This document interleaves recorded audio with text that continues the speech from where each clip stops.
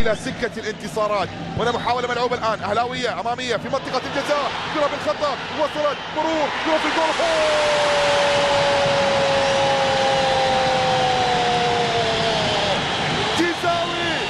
جيزاوي ينهي الأمور مبكرا ويضع الأهلي بخطأ دفاع جزراوي.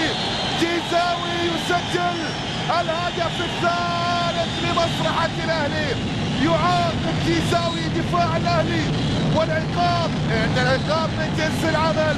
شوف اللقطة الماضية، شوف الفرحة الجماهيرية هنا في استاد الأمير عبد الله الفيصل. إذا الأهلي يتقدم الآن ب3 أهداف. شوف العقاب،